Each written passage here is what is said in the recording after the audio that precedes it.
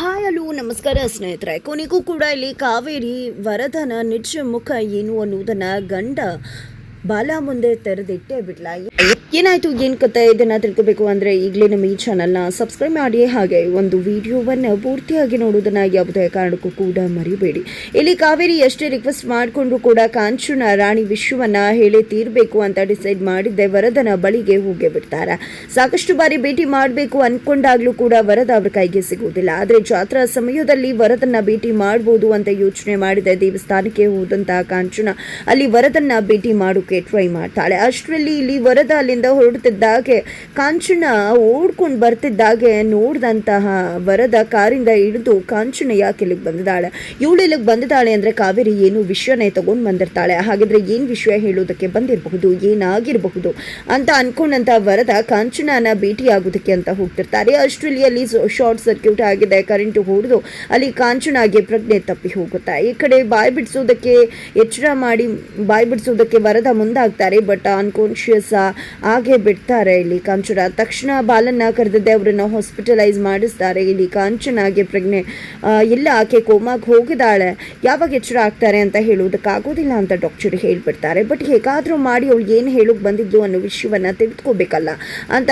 ಹೇಳಿ ಯೋಚನೆ ಮಾಡಿದಂಥ ವರದ ಬಾಲನ್ನ ಕರೆದಿದ್ದೆ, ಇವ್ರನ್ನ ಯಾಕೆ ಕಾಪಾಡಿದೆ ಅಂತ ಕೇಳಿದೆ ಅಲ್ವಾ, ಇವ್ರು ಯಾರು ಅಂತ ಗೊತ್ತಾ, ಇವರು ಜೈಲಲ್ಲಿ ಕೆಲಸ ಮಾಡ್ತಕ್ಕಂತಹ ಒಂದು ಪೊಲೀಸ್, ಕಾವೇರಿ ಇರ್ತಕ್ಕಂಥ ಜೈಲಲ್ಲೇ ಮಾಡ್ತಿರೋದು. ಇವರು ಏನೋ ಹೇಳೋಕೆ ಅಂತ ಬಂದಿದ್ರು, ಅವ್ರಿಗೆ ಏನು ಹೇಳೋಕೆ ಬಂದಿದ್ರು ಅನ್ನೋದು ಗೊತ್ತಾಗಲಿಲ್ಲ. ಹಾಗಾಗಿ ಆ ವಿಷಯ ಏನು ಅನ್ನೋದನ್ನು ತಿಳ್ಕೋಬೇಕು ಅಂದರೆ ಅದನ್ನು ಜೈಲಿಗೆ ಹೋಗಿ ತಿಳ್ಕೊಬೇಕಾಗತ್ತೆ. ಯಾಕಂದರೆ ಅದು ಕಾವೇರಿ ವಿಷಯನೇ ಆಗಿರುತ್ತೆ, ಕಾವೇರಿ ಹತ್ರನೇ ಹೋಗಿ ತಿಳ್ಕೋಬೇಕು ಅಂತ ಹೇಳಿ ವರದ ಹೇಳ್ತಿದ್ದಾಗೆ ಬಾಲ ಮತ್ತು ವರದ ಇಬ್ಬರು ಕೂಡ ಕಾವೇರಿ ಇರ್ತಕ್ಕಂಥ ಜೈಲಿಗೆ ಹೋಗ್ತಾರೆ. ಜೈಲಿನಲ್ಲಿ ಕಾವೇರಿಯನ್ನು ಕರ್ಕೊಂಡು ಬಂದಂತಹ ಪೊಲೀಸ್ ಅವರು ನಿಮ್ಮನ್ನು ಭೇಟಿ ಆಗೋದಕ್ಕೆ ಯಾರು ಬಂದಿದ್ದಾರೆ ಅಂತ ಹೇಳಿ ಹೋಗ್ತಾರೆ. ನಂತರ ಕಾವೇರಿ ಗಂಡನನ್ನು ನೋಡಿದೆ, ನಿಜಕ್ಕೂ ಒಂದು ಕ್ಷಣ ಹಳೆ ನೆನಪುಗಳೆಲ್ಲ ಕಣ್ಮುಂದೆ ಬಂದು ಹೋಗುತ್ತೆ. ಈ ಕಡೆ ಬಾಲ ಬರ್ತಿದ್ದಾಗೆ ಹಿಂದೆನೇ ವರದನ್ನು ನೋಡ್ತಾಳೆ ಕಾವೇರಿ. ವರದನ್ನ ನೋಡಿದ ತಕ್ಷಣ ವರದನ ಮೇಲಿರೋ ಸಿಟ್ಟು, ಅವನು ಮಾಡಿದಂಥ ಕರ್ಮ ಕೆಲಸಗಳು ಎಲ್ಲವೂ ಕೂಡ ಕಾವೇರಿ ಮುಂದೆ ಬಂದು ಹೋಗುತ್ತೆ. ಈ ಕಡೆ ವರದನಿಗೆ ಅನ್ಯಾಯ ಮಾಡಿದಂತಹ ಕಾವೇರಿ ಮುಖ ನೋಡೋದಕ್ಕೂ ನನಗಿಷ್ಟ ಇಲ್ಲ. ನೀವೇನೋ ತಿಳ್ಕೊಬೇಕು ಅಂತ ಬಂದ್ರಿ ಅಲ್ವಾ, ಅದನ್ನು ತಿಳ್ಕೊಂಬಿಡಿ, ನಾನು ಹೊರಟು ಬಿಡ್ತೀನಿ ಅಂತ ಹೇಳಿ ಅಲ್ಲಿಂದ ಹೊರಟೇ ಬಿಡ್ತಾರೆ ಬಾಲ. ಆಗ ಇಲ್ಲಿ ವರದ ನೋಡಿದ್ಯಾ ಕಾವೇರಿ, ನಿನ್ನ ಗಂಡ ನನ್ನ ಕೈಗಾಡಿಸೋ ಗೊಂಬೆ ಆಗ್ಬಿಟ್ಟಿದ್ದಾನೆ, ನನಗೇನು ಹೇಳಿದ್ರು ಕೂಡ ನಂಬ್ತಾನೆ. ಇಷ್ಟು ವರ್ಷಗಳ ಕಾಲ ನೀನು ಜೈಲಲ್ಲಿದೆಯಾ, ಒಂದಿನಾದ್ರೂ ನೋಡೋಕೆ ಬಂದ, ಯಾಕೆ ನೋಡೋಕೆ ಬರಲಿಲ್ಲ ಅಂತ ಗೊತ್ತಿದ್ಯಾ, ಅವನು ನನ್ನ ಹೆಂಡತಿನ ಪಾಪ ಸಾಯಿಸಿದ್ದು ನೀನೇ ಅಂತ ಅಂದ್ಕೊಂಡಿದ್ದಾನೆ, ಅದೇ ಕಾರಣಕ್ಕೆ ನನ್ನ ಬದುಕನ್ನೇ ಹಾಳು ಮಾಡಿದೆ ಅಂತ ಹೇಳಿ ಅವನು ನಿನ್ನನ್ನು ದ್ವೇಷ ಮಾಡ್ತಿದ್ದಾನೆ ಅಂತ ಹೇಳಿದಾಗ, ಏ ಪಾಪಿ ನೀನು ಏನು ಎಂತು ಅನ್ನೋದು ಅವನಿಗೆ ಗೊತ್ತಿಲ್ಲ. ಆದರೆ ಅವನು ನನ್ನ ಮಾತನ್ನು ನಂಬಲಿಲ್ಲ. ನಿನ್ನಂಥ ಪಾಪಿನ ನಾನು ಎಂದು ನೋಡೋದಕ್ಕೆ ಇಷ್ಟಪಡುವುದಿಲ್ಲ, ಯಾಕೆ ಬಂದಿದ್ಯಾ ಇಲ್ಲಿಗೆ ಅಂತ ಕಾವೇರಿ ಪ್ರಶ್ನೆ ಮಾಡಿದಾಗ, ನೀನು ಆರಾಮಾಗೇ ಇರಬಹುದಿತ್ತು, ಆದರೆ ತಪ್ಪು ಮಾಡಿಬಿಟ್ಟೆ. ನಾನು ಬಂದಾಗ ನೀನು ಒಪ್ಕೊಂಡಿದ್ದಿದ್ರೆ ಈ ಸ್ಥಿತಿ ನಿನಗೆ ಬರ್ತಿತ್ತಾ, ಅಲ್ಲಿ ನನ್ನ ಹೆಂಡತಿ ಸಾಯ್ತಿಲ್ಲ, ಇವತ್ತು ನೀನು ಈ ಪರಿಸ್ಥಿತಿಯಲ್ಲಿ ಇರಬೇಕಿತ್ತ, ಆರಾಮಾಗಿ ನನ್ನ ಜೊತೆಯಾಗಿ ನೀನು ರಾಣಿ ಥರ ಇರ್ಬೋದಿತ್ತು. ಆದರೆ ಅವತ್ತು ನೀನು ನನ್ನನ್ನು ಒಪ್ಕೊಳ್ದೇ ಇದ್ದಕ್ಕೇನೆ ಇವತ್ತು ಈ ಪರಿಸ್ಥಿತಿಗೆ ಬಂದಿರೋದು. ನಿಜ ಹೇಳಬೇಕು ಅಂದರೆ ನಾನು ಇಲ್ಲಿಗೆ ಬರೋದಕ್ಕೆ ಕಾರಣನೇ ಕಾಂಚನನ ಇಲ್ಲಿಗೆ ಬಿಟ್ಟಿದ್ದೆ ನಾನು ನಿನ್ನನ್ನು ನೋಡ್ಕೋಬೇಕು ಅಂತ. ಆದರೆ ಇವತ್ತು ಅವಳು ಏನೋ ಹೇಳೋದಕ್ಕೆ ಅಂತ ಬಂದಿದ್ಲು, ಏನು ಹೇಳೋದಕ್ಕೆ ಬಂದಿದ್ಲು ಅನ್ನೋ ವಿಷಯ ಹೇಳೋಕ್ಕೂ ಮುನ್ನಾನೆ ಅವಳಿಗೆ ಕರೆಂಟ್ ಶಾಕ್ ಹೊಡೆದು ಅವಳು ಪ್ರಜ್ಞೆ ತಪ್ಪು ಹೋಗ್ಬಿಟ್ಲು. ಅವಳು ಏನು ಹೇಳೋಕೆ ಬಂದಿದ್ಲು ಹೇಳು ಅಂತ ಹೇಳಿ ವರದ ಅವರು ಕಾವೇರಿಯನ್ನು ಕೇಳ್ತಿದ್ದಾರೆ. ಆಗ ಕಾವೇರಿ, ನನ್ನನ್ನು ಯಾಕೆ ಕೇಳ್ತಿದ್ಯಾ ನೀನು, ನಾನು ಯಾಕೆ ಹೇಳಬೇಕು ನಿನಗೆ, ನೀನುಗೆ ಹೇಳೋಕೆ ಬಂದಿದ್ದು ಆ ಕಾಂಚನ ಅಲ್ವಾ, ಕಾಂಚನ ಹತ್ರ ಹೋಗಿ ಕೇಳು, ನನ್ನ ಹತ್ರ ಅಲ್ಲ. ಯಾವುದೇ ಕಾರಣಕ್ಕೂ ನಿನಗೆಲ್ಲ ಹೆದರ್ಕೊಂಡು ಇರೋವಳಲ್ಲ ಈ ಕಾವೇರಿ ಅಂತ ಹೇಳ್ತಾರೆ. ಜೊತೆಗೆ ಇಲ್ಲಿ ವರದನ್ ಸಿಟ್ಟು ಜಾಸ್ತಿ ಆಗುತ್ತೆ, ಕಾವೇರಿಯನ್ನೇ ಮುಗಿಸೋದಕ್ಕೆ ಅಲ್ಲೇ ಮುಂದಾಗ್ಬಿಡ್ತಾರೆ. ನಂತರ ಹಾಗೆ ಬಿಟ್ಟು ಬಿಡ್ತಾರೆ. ಏನು ಅನ್ಕೊಂಡಿದ್ಯಾ, 10 ವರ್ಷಗಳಿಂದ ನಿನ್ನ ಆಟ ನಡೀತಲ್ವಾ ಅದು ಅಂತ ಅನ್ಕೊಂಡಿದ್ಯಾ, ಖಂಡಿತ ಇಲ್ಲೆಲ್ಲ ನಿನ್ನ ಆಟ ನಡೆಯೋದಿಲ್ಲ, ಇದು ಜೈಲು. ಇಲ್ಲಿ ಏನಾದರೂ ನೀನು ಹೆಚ್ಚು ಕಡಿಮೆ ಮಾಡಿದ್ರೆ ನನಗೇನಾದರೂ ಹೆಚ್ಚು ಕಡಿಮೆ ಆದರೆ ಅದಕ್ಕೆ ನೀನೇ ಹೊಣೆಗಾರ ಆಗಿರ್ತೀಯ, ನೆನ್ಪಿಟ್ಕೋ, ಖಂಡಿತ ನಿನ್ನನ್ನು ಯಾರು ಕೂಡ ಸುಮ್ಮನೆ ಬಿಡುವುದಿಲ್ಲ ಅಂತ ಹೇಳಿ ಕಾವೇರಿ ಹೇಳ್ತಾರೆ. ನಿನಗೆ ಸರಿಯಾಗಿ ಪಾಠ ಕಲಿಸ್ತೀನಿ ಅಂತ ಹೇಳಿದ್ದೆ, ಅಲ್ಲಿಂದ ಹೊರಟು ಬಂದುಬಿಡ್ತಾರೆ ವರದ. ನಂತರ ನೋಡು ಬಲ, ನಿನ್ನ ಹೆಂಡತಿ ಇಲ್ಲಿ ಇರೋಷ್ಟು ದಿನ ಯಾವುದೇ ರೀತಿ ಅವಳಿಗೆ ತೊಂದರೆ ಆಗಬಾರ್ದು ಅನ್ನೋ ಕಾರಣಕ್ಕೆ ನಾನು ಕಾಂಚನ ಅಲ್ಲಿ ಪ್ರಜ್ಞೆ ತಪ್ಪಿ ಕೋಮಾಗೆ ಹೋಗಿದ್ದಾಳಲ್ವ, ಅವಳನ್ನ ಇಲ್ಲೇ ಕಳಿಸಿದ್ದೆ.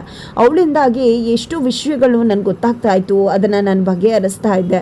ಈಗಲೂ ಕೂಡ ಏನೋ ಆಗಿದೆ ಅನಿಸುತ್ತೆ, ಅದನ್ನು ಹೇಳೋಕೆ ಅಂತಾನೆ ಆ ಕಾಂಚನ ಬಂದಿದ್ದಾಳೆ. ಆ ಒಂದು ಕಾಂಚನ ಬಂದಿದ್ದೆ ನನ್ನ ಹತ್ರ ಏನೋ ಹೇಳಬೇಕು ಅಂತ ಬಂದು ಈ ರೀತಿ ಅನಾಹುತ ಗಟ್ಟಿಸ್ಬಿಟ್ಟಿದೆ. ಆದರೆ ಈ ಕಾವೇರಿನ ಕೇಳಿದ್ರೆ ಎಷ್ಟು ದುರಹಂಕಾರದಿಂದ ನಡ್ಕೋತಾಳೆ. ನಿನಗೋಸ್ಕರನೇ ನಾನು ಇಷ್ಟೆಲ್ಲ ಮಾಡಿದ್ದು, ಇವಳ ಇವತ್ತಿಗೂ ನಾನು ನೋಡ್ಕೋತಿದ್ದೀನಿ. ಆ ಕಾಂಚನನ ಬಿಟ್ಟು ಅಂದರೆ ಅದು ಕೂಡ ನಿನಗೋಸ್ಕರ, ನಿನ್ನ ಹೆಂಡತಿ ಅಂತ. ನಾನು ಅವತ್ತು ನನ್ನ ಹೆಂಡತಿಯನ್ನು ಕಳ್ಕೊಂಡ್ಬಿಟ್ಟೆ. ಆದರೆ ಅದೆಲ್ಲ ಮೀರಿ ನೀನು ಚೆನ್ನಾಗಿರಬೇಕು, ನಿನ್ನ ಹೆಂಡತಿ ಚೆನ್ನಾಗಿರಬೇಕು, ಅವಳಿಗೆ ಇಲ್ಲಿ ಏನೂ ತೊಂದರೆ ಆಗಬಾರ್ದು ಅಂತ ಕಾಂಚನನ ನೋಡ್ಕೊಳ್ಳೋದಕ್ಕೆ ಬಿಟ್ಟೆ ಅಂತ ಎಮೋಷ್ನಲಿ ವರದ ಅವರು ಡ್ರಾಮಾ ಮಾಡ್ತಿದ್ದಾರೆ. ನಂತರ ಇಲ್ಲಿ ಬಾಲವರು, ಅಯ್ಯೋ ಎಷ್ಟು ದೊಡ್ಡ ಮನಸ್ಸು ನಿಮ್ಮದು, ನಿಜಕ್ಕೂ ಆ ಕಾವೇರಿಗೆ ಸರಿಯಾಗಿ ಪಾಠ ಕಲಿಸ್ತೀನಿ ಅಂತ ಹೇಳಿದ್ದೆ. ಕಾವೇರಿ ಬಳಿಗೆ ಹೋಗ್ತಾರೆ. ಏನು ಅಂದ್ಕೊಂಡಿದ್ಯಾ ನೀನು? ನಿನ್ನನ್ನು ನಾನು ಪ್ರೀತಿಸಿ ಮದುವೆ ಆದರೆ ಎಲ್ಲರನ್ನ ಕೂಡ ಎದುರು ಹಾಕ್ಕೊಂಡು ನಿನ್ನ ಮದುವೆ ಆಗಿ ಕರ್ಕೊಂಡು ಬಂದೆ. ನಮಗೆ ಅನ್ನ ಹಾಕೋದಂತ ನನ್ನ ಅದಕ್ಕೇನೆ ಸಹಾಯಿಸ್ಬಿಟ್ಟೆ ನೀನು. ನಂಗೆ ತುಂಬ ಚೆನ್ನಾಗಿ ಗೊತ್ತಿದೆ, ನಾನು ಅಲ್ಲಿಗೆ ಬಂದಾಗ ನಿನ್ನ ಕೈಯಲ್ಲೇ ಇದ್ದಿದ್ದು ಚಾಕು, ನೀನೇ ಮಾಡಿರೋದು ಅದನ್ನು. ಎಲ್ಲ ಜಡ್ಜ್ಮೆಂಟ್ ಎಲ್ಲವೂ ಕೂಡ ಅದನ್ನೇ ಹೇಳಿದೆ, ಸಾಕ್ಷಿಗಳು ಕೂಡ ಅದನ್ನೇ ಹೇಳಿದೆ ಅಂತ ಹೇಳಿ ಬಾಲ ಅವರು ಕಾವೇರಿ ಮೇಲೆ ರೇಗ್ತಿದ್ದಾರೆ. ಇವತ್ತು ಕೂಡ ನಿನಗೆ ಒಳ್ಳೇದಾಗಬೇಕು ಅಂತಾನೆ ನನ್ನ ವರದ ಎಷ್ಟೆಲ್ಲ ಟ್ರೈ ಮಾಡ್ತಿದ್ದಾರೆ. ಅವ್ರಿಗೆ ತೇಜುಗೆ ನಿನ್ನಿಂದ ಏನಾದರೂ ತೊಂದರೆ ಆದರೆ ಖಂಡಿತವಾಗ್ಲೂ ನಾನಂತೂ ಸುಮ್ಮನೆ ಬಿಡುವುದಿಲ್ಲ ನಿನ್ನ ಅಂತ ಹೇಳಿದಾಗ, ನೀನು ಯಾವತ್ತೂ ಅವತ್ತು ನನ್ನನ್ನು ನಂಬಲಿಲ್ವೋ ಅವತ್ತೇ ನೀನು ನನ್ನ ಪಾಲಿಗೆ ಸತ್ತೋಗ್ಬಿಟ್ಟೆ. ಇಷ್ಟು ದಿನ ಕೂಡ ನೀನು ಸತ್ತೋಗಿದ್ಯಾ ಅಂತಾನೆ ನಾನು ನನ್ನ ಜೀವನ ನಡೆಸ್ತಾ ಇದ್ದೀನಿ, ನನ್ನ ಕಣ್ಣು ಮುಂದೆ ಬರಬೇಡ ಅಂತ ಎಚ್ಚರಿಕೆ ಕೊಟ್ಟು ಕಾವೇರಿಯವರು ಬಾಲನನ್ನು ಅಲ್ಲಿಂದ ಕಳಿಸ್ತಾರೆ. ಈ ಕಡೆ ಆಲ್ರೆಡಿ ಮನೆಯಲ್ಲಿ ವರದ ಅವರು ಫುಲ್ ಡ್ರಾಮಾ ಮಾಡ್ತಿದ್ದಾರೆ. ನನ್ನ ಕತ್ಲೆಲೇ ಇದ್ದೀನಿ, ನನ್ನ ಹೆಂಡತಿ ಹೋದ್ಮೇಲೆ ಹಾಗೆ ಹೀಗೆ ಅಂತ. ಆಗ ವರದವರು, ದಯವಿಟ್ಟು ನನ್ನಿಂದಾಗಿ ಇಷ್ಟೆಲ್ಲ ಆಗೋಯ್ತು, ನಾನು ಅವಳನ್ನ ಪ್ರೀತಿಸಿ ಕರ್ಕೊಂಡು ಬರಲಿಲ್ಲ ಅಂದಿದ್ದರೆ ನಿಮ್ಮ ಬದುಕು ಈ ರೀತಿ ಆಗ್ತಾನೆ ಇರಲಿಲ್ಲ.